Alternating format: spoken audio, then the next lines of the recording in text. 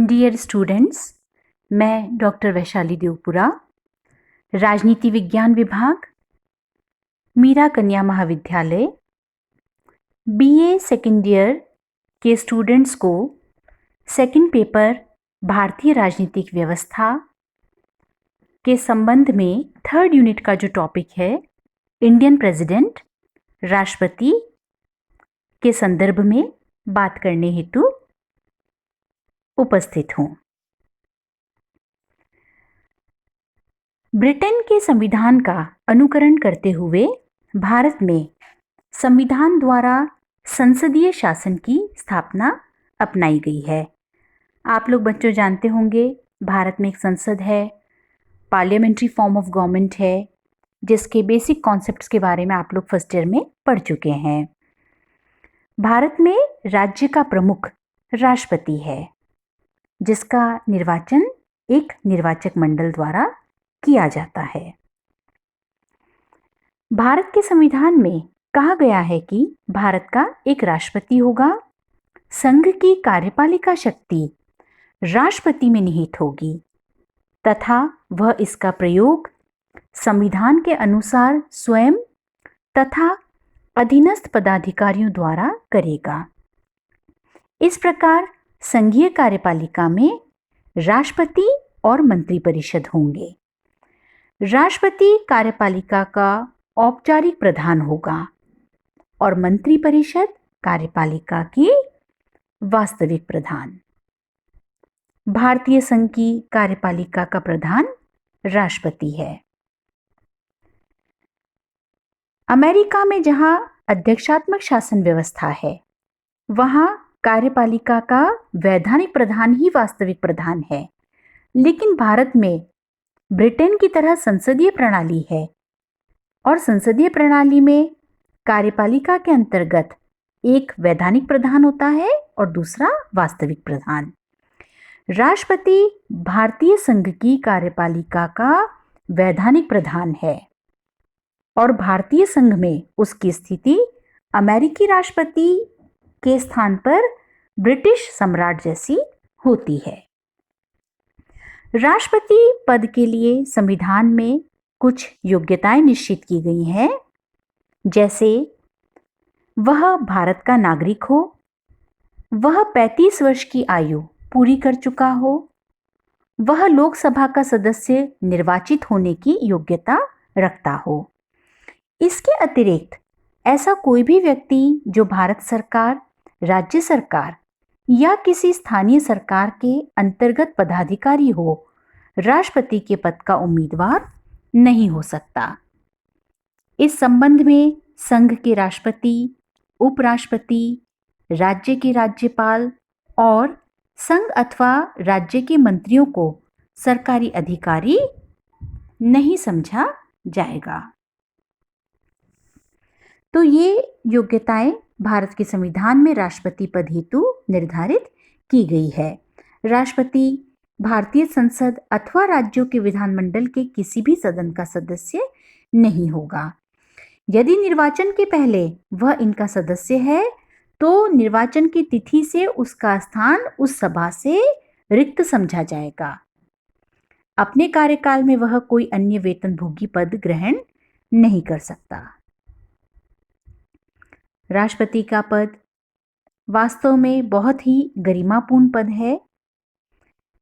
इस पद पे वे ही व्यक्ति निर्वाचित हो सकते हैं जिन्हें देश में बहुत अधिक सम्मान प्राप्त है। राष्ट्रपति का चुनाव, यदि बात करें हम कि कौन व्यक्ति राष्ट्रपति चुनता है, उसके लिए तो आपको योग्यताएं बता दी गई है जिनका उल्लेख भारत के संविधान में दिया गया है। लेकिन जब बात हम करते हैं राष्ट्रपति के निर्वाचन की, जैसा कि पहले मैंने आपको बताया कि एक विशेष निर्वाचक मंडल होता है जिसके द्वारा राष्ट्रपति का चयन किया जाता है। राष्ट्रपति के चुनाव के लिए अप्रत्यक्ष निर्वाचन की पद्धति अपनाई गई है और यह चुनाव एकल संक्रमणीय मत पद्धति के आधार पर होता है। अप्रत्यक्ष निर्वाचन इसलिए क्योंकि चुनाव निर्वाचक मंडल द्वारा किया जाता है। जिसमें संसद के दोनों सदनों के निर्वाचित सदस्य और राज्य विधानसभाओं तथा 70वें संवैधानिक संशोधन के अनुसार संघीय क्षेत्रों की विधानसभाओं के निर्वाचित सदस्य सम्मिलित होंगे। राष्ट्रपति के निर्वाचक मंडल में राज्यों की विधानसभाओं और अब संघीय क्षेत्रों की विधानसभाओं को इसलिए शामिल किया गया कि राष्ट्रपति संपूर्ण भारतीय संघ का प्रधान होता है। राष्ट्रपति का चुनाव आनुपातिक प्रतिनिधित्व पद्धति के अनुसार सिंगल ट्रांसफरेबल वोट, एकल संक्रमणीय मत कहते हैं जिसे, उसके द्वारा होता है। इस चुनाव में मतदान गुप्त मतपत्र द्वारा होगा और चुनाव में सफलता प्राप्त करने के लिए उम्मीदवार के लिए एक न्यूनतम कोटा प्राप्त करना आवश्यक होता है। न्यूनतम कोटे की व्यवस्था इसलिए की गई है जिससे कि स्पष्ट बहुमत प्राप्त होने पर ही एक व्यक्ति को राष्ट्रपति का पद प्राप्त हो सके। इस पद्धति में प्रत्येक मतदाता मतपत्र में अपनी पसंद व्यक्त करता है जितनी संख्या में राष्ट्रपति पद के उम्मीदवार होते हैं। सबसे पहले प्रथम वरीयता के मतों की गणना होती है। यदि इसी समय किसी उम्मीदवार को चुनाव कोटा प्राप्त हो जाए तो दूसरी पसंद के मतों की गणना नहीं होती, लेकिन यदि पहली बार में पहली पसंद जो है उसमें मतों की गणना में चुनाव कोटा न्यूनतम प्राप्त नहीं हो तो फिर क्रमशः दूसरी और तीसरी पसंद के मतों की गणना की जाती है।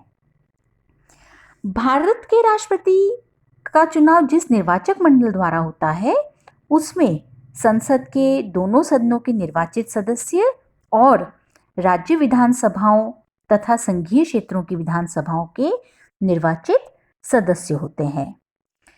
व्यवहार में यह स्थिति है कि लोकसभा का एक निर्वाचित सदस्य लगभग 10 लाख निर्वाचकों का प्रतिनिधित्व करता है।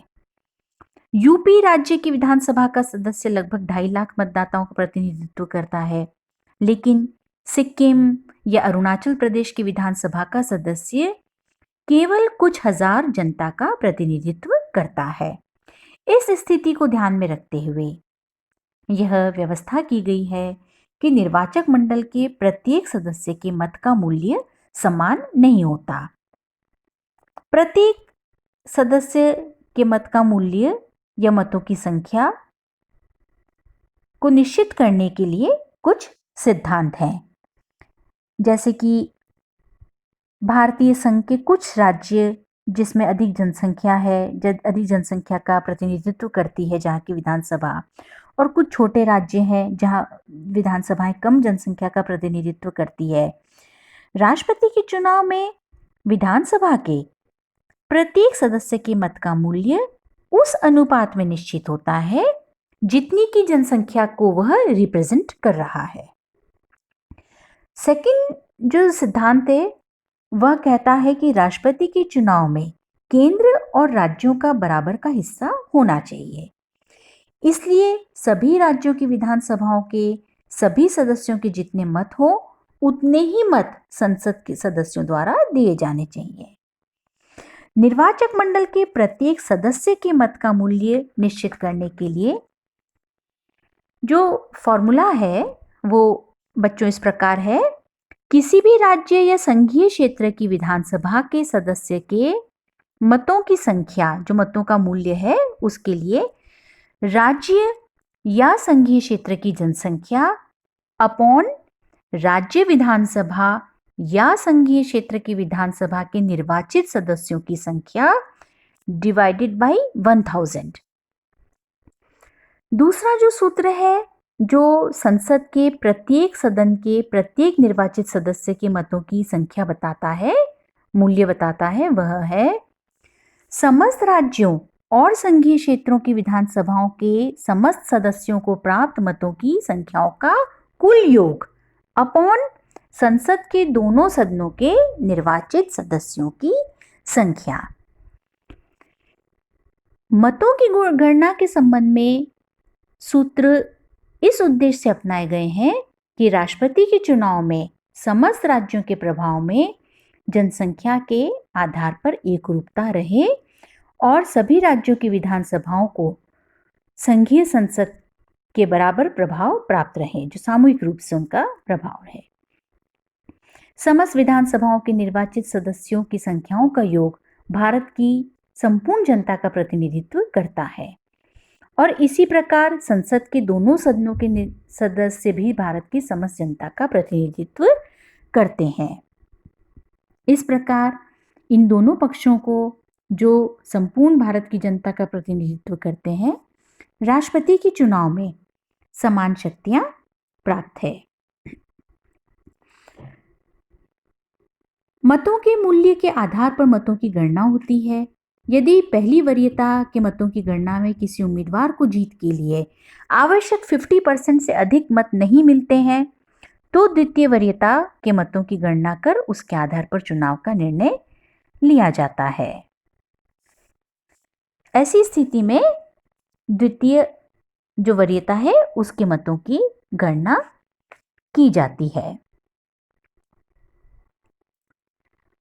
भारत में जो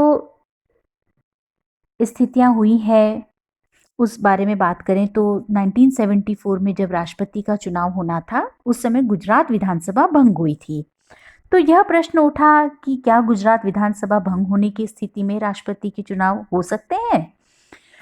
ऐसे में सर्वोच्च न्यायालय से राष्ट्रपति ने परामर्श मांगा और सर्वोच्च न्यायालय ने कहा कि राष्ट्रपति का चुनाव वर्तमान राष्ट्रपति का कार्यकाल समाप्त होने के पूर्व होना चाहिए और एक या एक से अधिक राज्यों की विधानसभा भंग होने की स्थिति में चुनाव हो सकते हैं। उम्मीदवार के जो नाम है, प्रत्येक व्यक्ति का नाम कम से कम 50 निर्वाचकों द्वारा प्रस्तावित व कम से कम 50 निर्वाचकों द्वारा अनुमोदित किया जाना चाहिए। राष्ट्रपति के चुनाव के लिए अप्रत्यक्ष निर्वाचन पद्धति अपनाई गई क्योंकि भारत में संसदीय प्रणाली है। राष्ट्रपति औपचारिक प्रधान होता है और वास्तविक कार्यपालिका सत्ता उत्तरदायी मंत्रिमंडल के हाथ में रहती है। भारत एक विशाल जनसंख्या वाला देश है, इसलिए प्रत्यक्ष निर्वाचन कराना भी अनुकूल नहीं समझा गया। ऐसी आशंका भी की गई कि यदि राष्ट्रपति प्रत्यक्ष निर्वाचित होगा तो वह केवल औपचारिक प्रधान बनकर रहना स्वीकार नहीं करेंगे और उस स्थिति में मंत्रिमंडल से संघर्ष की स्थितियां हो सकती है। यद्यपि आनुपातिक प्रतिनिधित्व और एकल संक्रमणीय मत जो प्रणाली है राष्ट्रपति चुनाव के लिए, उसकी आलोचना भी की गई है कि जहां कम से कम 2 प्रतिनिधियों को चुना जाना हो वहां ये उचित रहती है और इस पद्धति को वरीयतात्मक मत या विकल्पात्मक मत की संज्ञा भी दी जा सकती थी। आलोचकों ने इसकी आलोचना भी की है कि यदि उम्मीदवारों की संख्या 2 से अधिक है और मतदाता मतपत्रों पर अपने विकल्प चिन्हित नहीं करते या केवल एक ही उम्मीदवार को मत देते हैं तो किसी भी उम्मीदवार को स्पष्ट बहुमत नहीं मिलता, तो ऐसे में क्या होगा। इसलिए इस दोष को तभी दूर किया जा सकता है जब कुछ विकल्पों को चिन्हित करना अनिवार्य कर दिया जाए, जैसा कि ऑस्ट्रेलिया में सीनेट के सदस्यों के संबंध में किया गया है। हालांकि राष्ट्रपति के चुनाव की जो प्रणाली है उस संबंध में कुछ आलोचनाएं की गई हैं, लेकिन फिर भी भारत की परिस्थितियों में इस पद्धति को विशेष कारणों से अपनाया गया। इसके अंतर्गत वही व्यक्ति निर्वाचित हो सकेगा जिसे कुल मतों का पूर्ण बहुमत प्राप्त हो, न कि साधारण बहुमत। दूसरा जो कारण है, महत्व है, इनमें संसद के छोटे दलों तथा प्रादेशिक दलों का चुनाव में अपनी आवाज रखने का अवसर मिलता है। यदि निर्वाचक मंडल में किसी एक दल का बहुमत न हो तो उसे अन्य दलों का सहयोग प्राप्त करना पड़ेगा। भारत के राष्ट्रपति का कार्यकाल 5 वर्ष है। यदि मृत्यु, त्यागपत्र या महाभियोग द्वारा पदमुक्ति के कारण यह पद रिक्त हो जाए तो ऐसे में नए राष्ट्रपति का चुनाव पुनः 5 वर्ष की संपूर्ण अवधि के लिए किया जाता है। राष्ट्रपति पद पर पुनर्निर्वाचन के लिए किसी प्रकार का प्रतिबंध नहीं है। संवैधानिक परंपरा रही है कोई भी व्यक्ति 2 बार से अधिक राष्ट्रपति पद पर निर्वाचित नहीं होगा। प्रथम राष्ट्रपति डॉक्टर राजेंद्र प्रसाद ने 2 बार इस पद को सुशोभित किया था। 1977 में श्री नीलम संजीव रेड्डी निर्विरोध राष्ट्रपति चुने गए थे। ये कुछ एग्जाम्पल्स हैं। सामान्यतः परंपरा बन गई है कि राष्ट्रपति पद के लिए कोई व्यक्ति एक ही बार निर्वाचित किया जाता है। अपवाद इसका डॉक्टर राजेंद्र प्रसाद रहे हैं। 2 राष्ट्रपति जाकिर हुसैन तथा फखरुद्दीन अली अहमद जो कार्यकाल के दौरान ही नहीं रहे थे, उनके अतिरिक्त सभी राष्ट्रपति अपने एक कार्यकाल के बाद दूसरी बार उम्मीदवार नहीं बने। तो भारत के राष्ट्रपति का जो कार्यकाल है वह 5 वर्ष है। राष्ट्रपति को कुछ विशेष प्रकार की उन्मुक्तियां प्रदान की गई है। भारत के राष्ट्रपति का पद बहुत ही गरिमापूर्ण पद है और भारतीय संविधान के अनुच्छेद 61 के अनुसार राष्ट्रपति के द्वारा संविधान का उल्लंघन किए जाने पर महाभियोग लगाकर ही उन्हें पद से हटाया जा सकता है। महाभियोग लगाने का अधिकार भारतीय संसद के प्रत्येक सदन को प्राप्त है। अभियोग लगाने के लिए अभियोग लगाने वाले सदन की समस्त संख्या के 1/4 सदस्यों के हस्ताक्षर आवश्यक हैं। अभियोग लगाने के 14 दिन बाद अभियोग लगाने वाले सदन में उस पर विचार किया जाएगा और यदि वह सदन की समस्त संख्या के 2/3 सदस्यों द्वारा स्वीकृत हो जाए तो उसके उपरांत वह भारतीय संसद के द्वितीय सदन में भेज दिया जाता है। दूसरा सदन इन अभियोगों की या तो खुद जांच करेगा या समिति नियुक्त होगी। राष्ट्रपति को अधिकार है कि वह स्वयं उपस्थित होकर किसी प्रतिनिधि द्वारा या खुद अपनी महाभियोग जांच में हिस्सा ले सकता है।